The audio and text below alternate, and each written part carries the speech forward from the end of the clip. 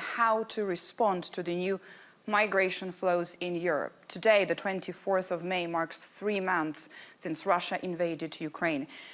And that would displace millions of people, both internally and in flows of refugees into the rest of Europe. What actions should European policymakers and business leaders take to respond to the immediate and longer-term humanitarian consequences of this crisis caused by the war in Ukraine? This is the topic of this session, and I'm very pleased to be here with the speakers. Let me introduce them. This is my honor to have here with me Natalia Gavrilita, Prime Minister of Moldova. Hello. Margarita Sinas, Vice President for Promoting the European Way of Life at the European Commission. Hello, good morning. And Becky Frankevich, Chief Commercial Officer and President, North America Manpower Group from the US. Great to have you here. This session is streamed on the World Economic Forum platforms, and it is also live on Euronews. And to start with, I would like to tell you that we will have the possibility to make this discussion interactive and to ask the questions a little bit later on. If you do have comments, please don't hesitate also to use the social media, use the hashtag @WEF2022, and we're going to get back and we're going to discuss the comments and the questions that you're going to have to all the speakers here as much as we can. Prime Minister, let me start with you. I would like to separate this into a few parts, and let's go into the immediate response in the first stage of what happened since the war started of the invasion. Moldova was among the very first countries to open the borders to Ukrainian refugees and offer them help. What are those decisions that had to be made on the national level in the first days of the war? Well, first, let me put things a little bit into perspective. Moldova has a border of 1,200 kilometers with Ukraine. Compare this to 500 with Poland. And indeed, Moldova has been the country that has received the first wave of the refugees. We had in total about 500,000 people who have crossed the border between Ukraine and Moldova, and we still have 90,000 people who are in Moldova and decided to stay. Again, for proportion, this is about 3.5% of the population. The equivalent in France, for example, would be 2.7 million or 2.1 million in Germany. So we already were in an emergency situation caused by the energy crisis that Moldova has faced since the end of last year. So we were able to take quick decisions through the emergency committee. We had some contingency plans that we had prepared, and I must say that the Ministry of Interior and other state authorities have acted in a disciplinary and excellent way, immediately coming with the necessary decisions to facilitate the entry of the Ukrainian refugees. So from the very first days, we allowed entry with expired passports, with internal documents. We facilitated the entry of cars, the entry of pets. So all sorts of these little things that matter at the border have been resolved in a matter of 24 to 48 hours. We also had an extraordinary mobilization of the society and the volunteers. So in the past several days, President Sandu gave out thank you letters to over 100 non-governmental organizations that participated in the refugee response. And we had thousands of volunteers that came forward right away, offering information at the border, transportation, a hot meal, accommodation. Private sector operators came to the fore. So just before the session, we discussed about some wineries located at the border with Moldova, who immediately opened up their premises for Ukrainian refugees.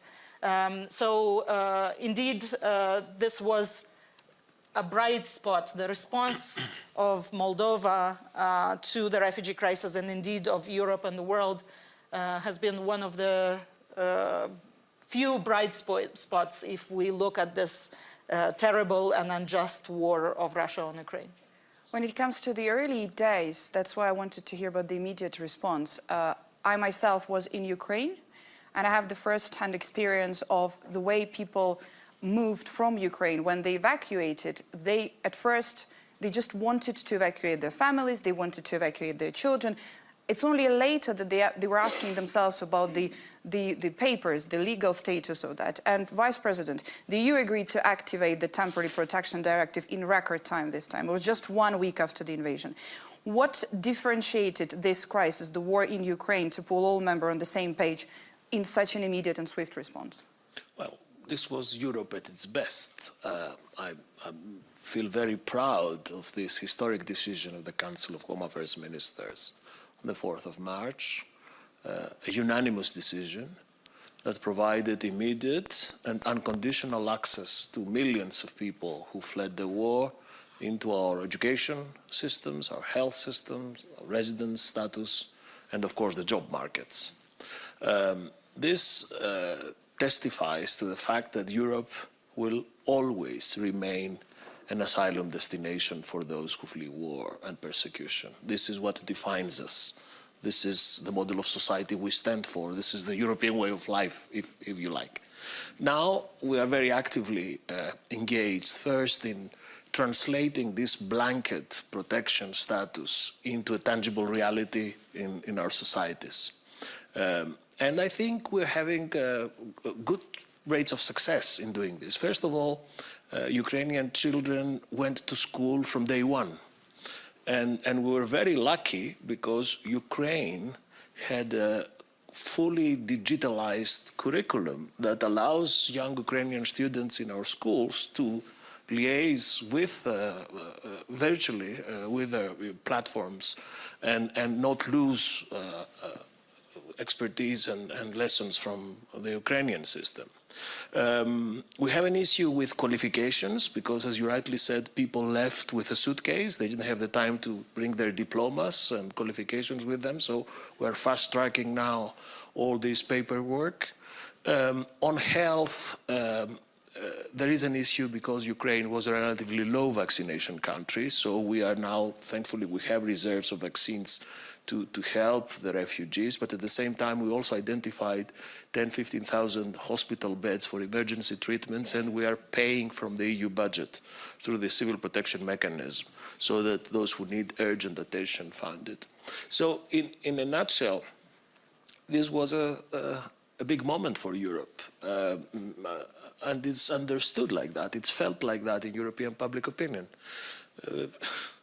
It's a bit funny or paradoxical that this temporary protection directive, we enacted it in 2001 to plan ahead of an exodus from Yugoslavia as a result of the Kosovo war.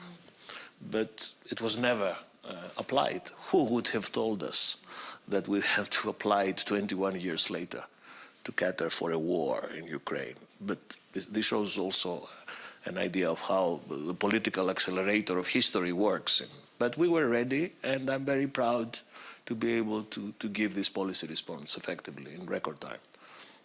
Absolutely. Becky, private sector and businesses as well, they really reacted instantly when Russia invaded Ukraine. For many refugees leaving the country, finding a job is, as Vice President said, as Prime Minister said, is a really crucial first step for people to get settled for a while, temporarily, or for longer, but that's one of the first things that they need. What else could you single out as the immediate needs that businesses can also address and help with? Yes, I'd say first at Manpower Group, we believe that unleashing human potential is how we'll change the world around us. And the pathway, the primary pathway to that is sustainable employment. It can be temporary or it can be permanent, which is why access to a job was so crucial and is so crucial for refugee resettlement. And so I'd say what more? I'd categorize it in two ways. open borders and open minds. So what I mean by that is open borders. I'm so impressed with what the EU did to allow protective orders so people can come in and come across the border. We need more of that. We need employees and government and employers working more closely together. I'll give you two examples.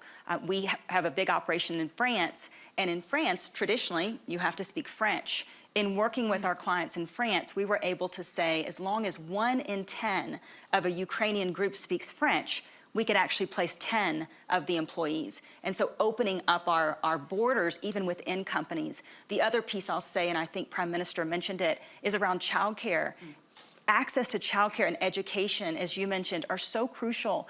85% of the Ukrainian refugees that we've placed to work in Poland have been women, 85%. And the majority have been female.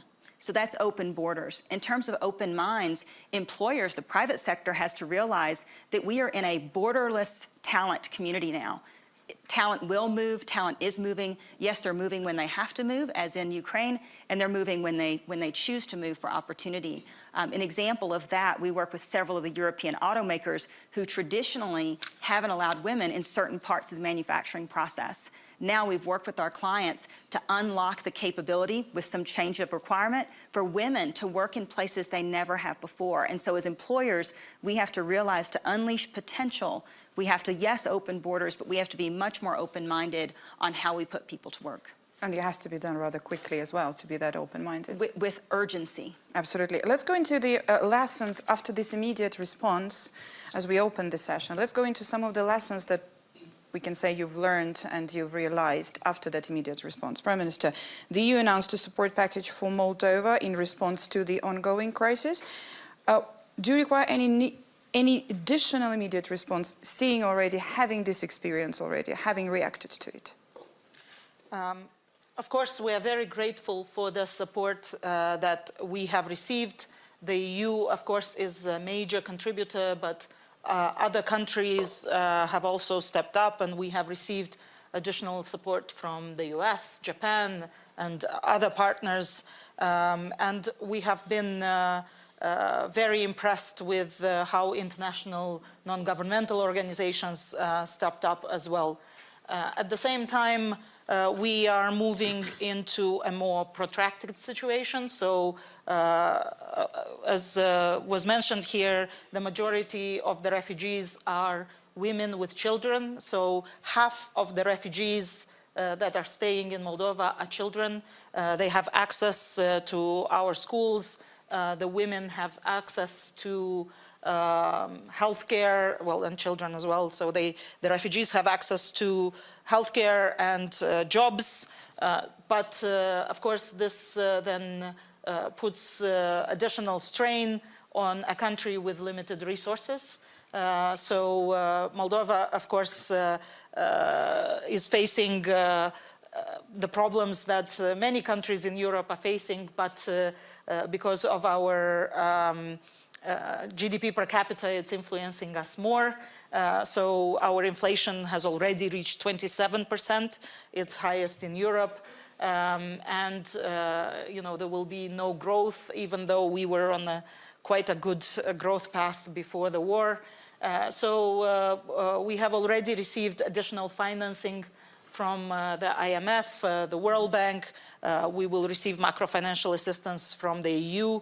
But one that was calculated before the war, and second, we are reaching our debt sustainability limits, and we are incurring currency risks with these loans.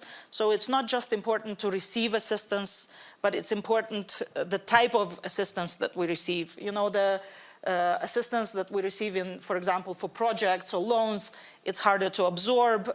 It carries these other risks that I've referred to. So we are asking our partners for grant support and budget support, which can be absorbed much quicker and oriented towards those services like health and education that have higher pressure now. But also, very importantly, we need support in the form of investments. You know, we need strategic investments, strategic geopolitical investments, if you wish, in various sectors, that would build trust, build confidence, and also make Moldova more resilient. So we need investments in the media space, for example. We need investments in energy sector. We need investments, that would help us have these this open mind and maintain open borders. And here I want to mention, of course, our application to become a member of the European Union. We need sort of a positive outlook. We need this light at the end of the tunnel for our people. We need to make sure that we maintain the gains that getting closer to the EU over the last 8 years through the association agreement and through deep and comprehensive free trade agreement has allowed us to achieve. So, we are talking to the European Union about removal of quotas, liberalization of transport authorizations. We want to be part of more mechanisms and institutions that would anchor us in the free world and help us develop in spite of the crises of the day. Yeah, and develop the resilience as well, and to strengthen that resilience, as you said. Vice President, you mentioned the works on the Temporary Protection Directive that started much earlier. What lessons can we take from the previous refugee crisis when it comes to the EU response to the current Ukraine refugee crisis? How can what has been done now by the European Union, how can this help shape the response to other crises? Because that's another aspect of resilience.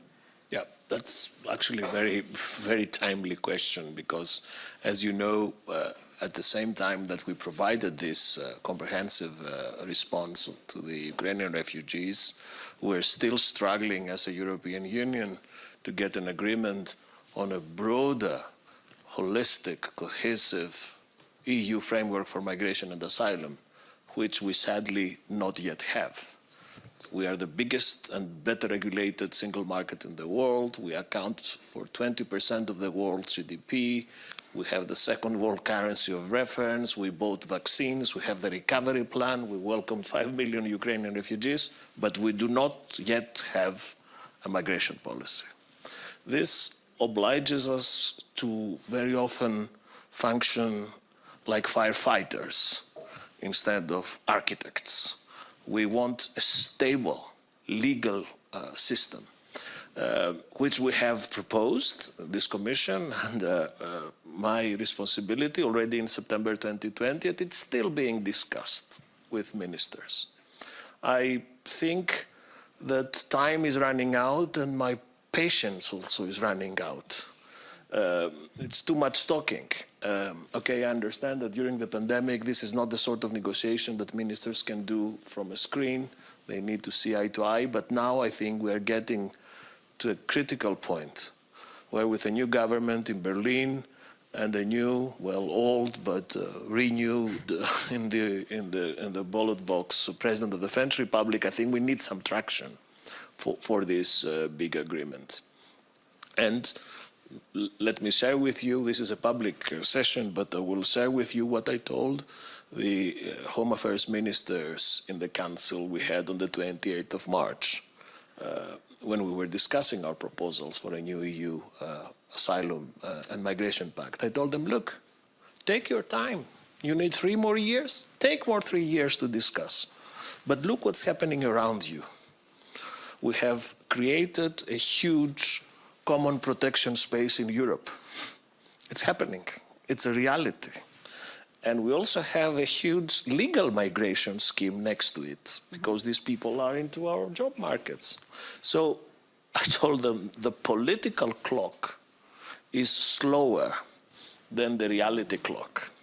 So we have a duty, you have a duty as decision makers, because we, as you know, the Commission, we are the ones who initiate policy, they are the ones who decide.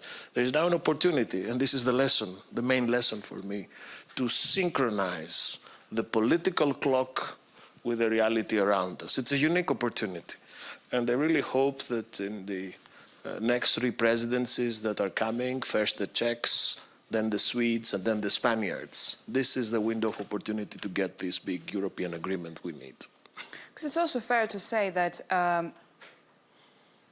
the momentum that is not right here now, this is, as you said, that will make national responses, European responses, but stronger for any possible crisis in the future, and there wouldn't be the need for this emergency instant discussions, negotiations, and the system would be set and would be in place. True, but if you allow me a comment, in my view of things, I don't want Europe to be able to react only under crisis and when an external That's enemy. what I mean, yeah. I mean, we need a rules-based, normal system, as everybody else has, where everything connects to everything else, that we can activate each time we need under normal circumstances.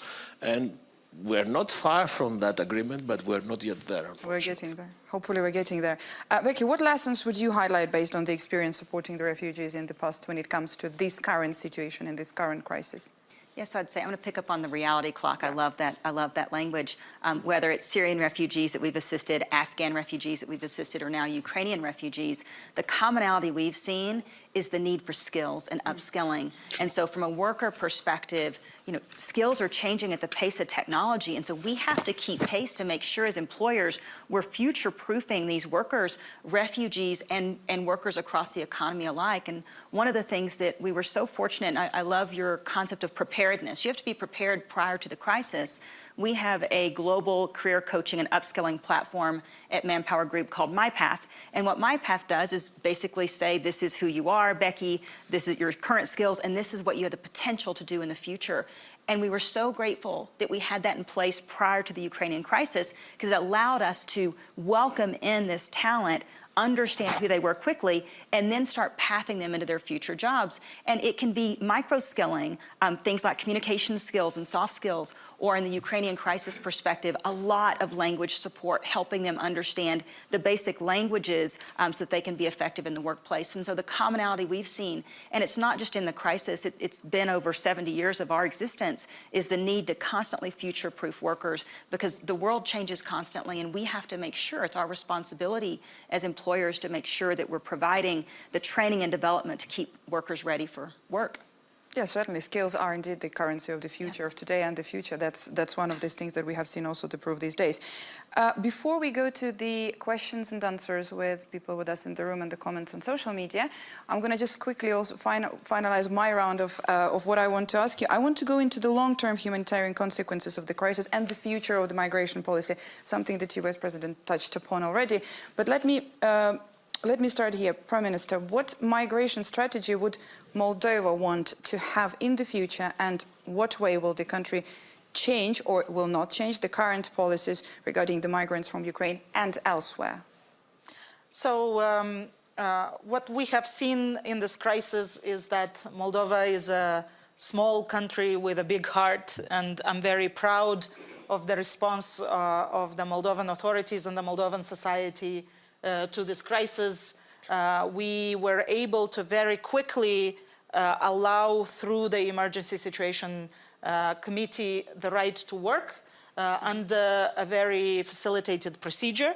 And I think that this has influenced the way that the government is looking more broadly at what employers have been asking us for a long time, and that is the opportunity to employ foreigners under more facilitated procedure. So I think for the longer term, we will have, and we are already working on removing sludge or removing the bureaucracy from the employment of foreigners.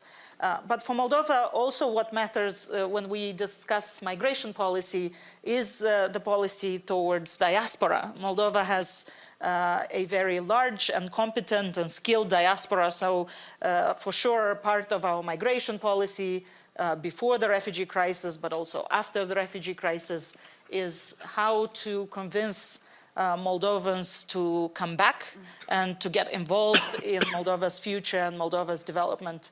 We have been able to attract Moldovans to top jobs. The Deputy Prime Minister and Minister of Foreign Affairs and European Integration is sitting in this room, and he came and joined the government from the diaspora.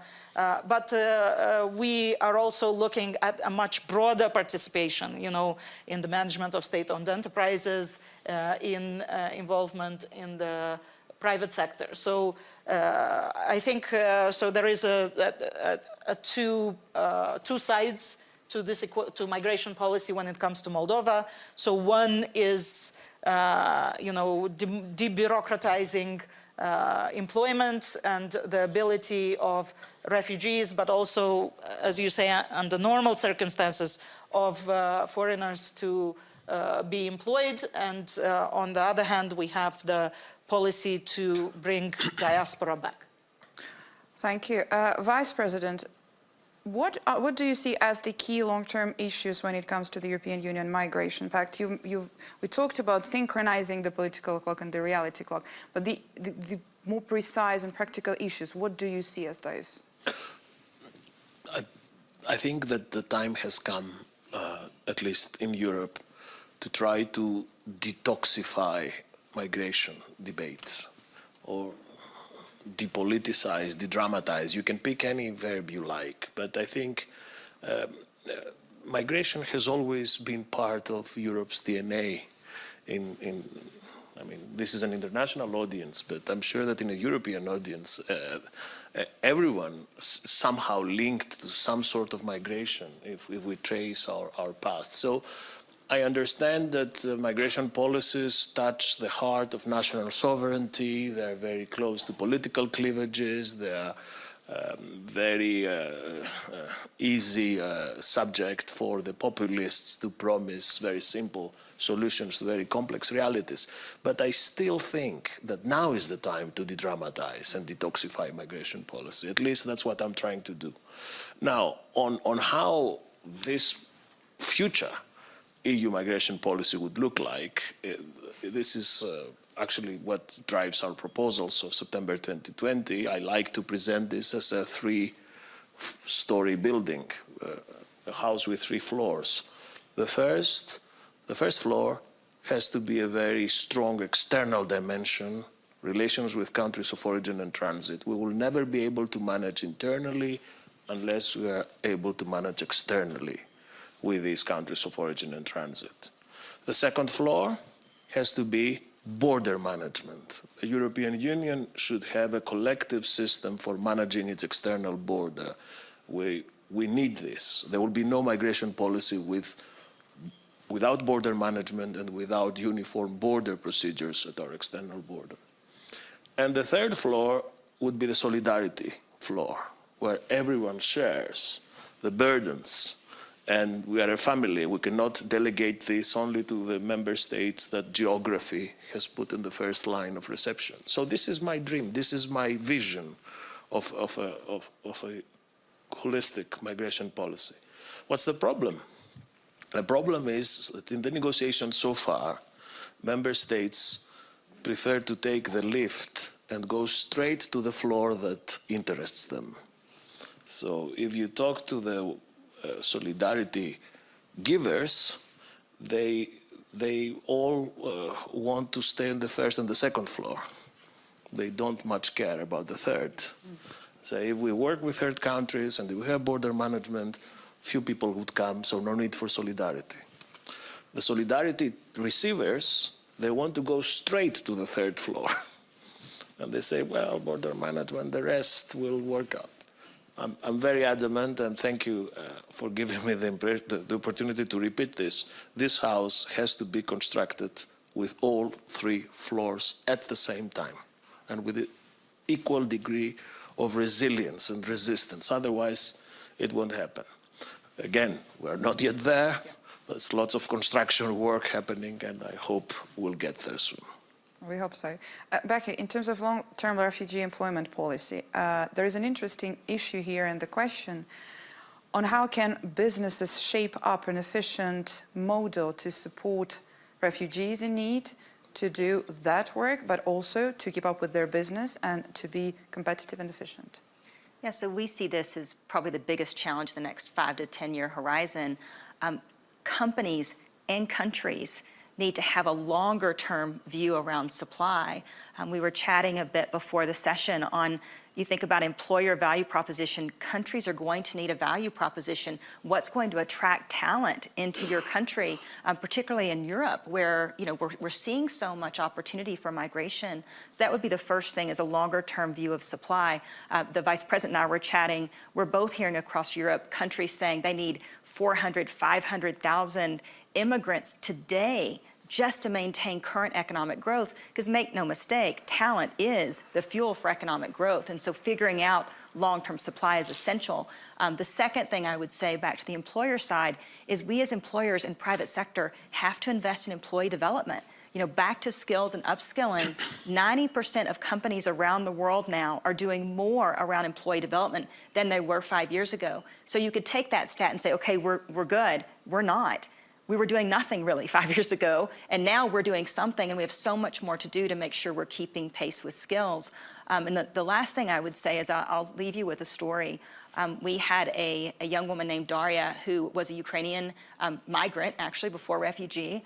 She moved to Poland. We helped her get a role at Dell, quite successful. Her sister, Sarah, was still in the Ukraine, wanted to come across the border, and Prime Minister, you talked about it. I mean, even as private sector, you don't just meet them when they show up at your office. You go to the border, you wait in queue, and then you pick them up. And not just Sarah, we picked up an entire van load of refugees, because you're not gonna leave a seat unfilled when you're dealing with a human crisis. We brought Sarah into Poland. She went through the MyPath program, and now she's working alongside her sister Daria for Dell. And so that is private sector bridging some of the gap, being a conduit for refugees, skilling, upskilling, and then placing these two sisters side by side in the tech sector, where we all know we need more female representation. Absolutely, and businesses have been so active and responsive in it happened. Also, what I want to note here is that all businesses, bigger businesses, but also SMEs as well, and the micro enterprises as well, everybody really stepped in. We're gonna get a few questions from the audience. Please raise your hand, and also I'm gonna ask you also to stand up when you ask a question. Can we have the first question here, please? I'm Yulia Klemenko. I'm a member of Ukrainian Parliament, and first of all, I would like to thank you. You really host 6 million of Ukrainians and save our future, I hope. But my question is, I have two questions, basically. One question is, do you think that migration became, not only in Europe and not only with Ukraine, but became a hybrid war tool in geopolitical place, yes? Because we see, and I think that Putin thought that 6 million or 10 million of Ukrainians fled to Europe will collapse Europe. And that's my question probably to Vice President. And another question is, what kind of policies do you need from Ukrainian side to implement your own policies? Because I think it's, we unfortunately, or fortunately, we have much faster Euro integration because of Putin. He have done more expansion of NATO, and now he actually facilitate integration of Ukraine to Europe by his war. So what kind of Ukrainian policies do you need to implement your own policies? Vice President, do you want to start here with? Okay, on the first question of instrumentalization, I want to be very clear. No one can blackmail the European Union. 3 authoritarian leaders tried in 2020 in the Greek-Turkish border, a bit later in May 2020 in the Spanish enclave of Ceuta in northern Africa, and during the summer 2020, the last European dictator, Lukashenko, tried to push 25,000 people into Poland, Latvia, and Lithuania. In all 3 instrumentalization attempts failed. We were able to cope, we were able to provide solidarity to our frontline member states, we organized procedures, humanitarian aid, and we proved that it's not easy for these authoritarian leaders to blackmail us.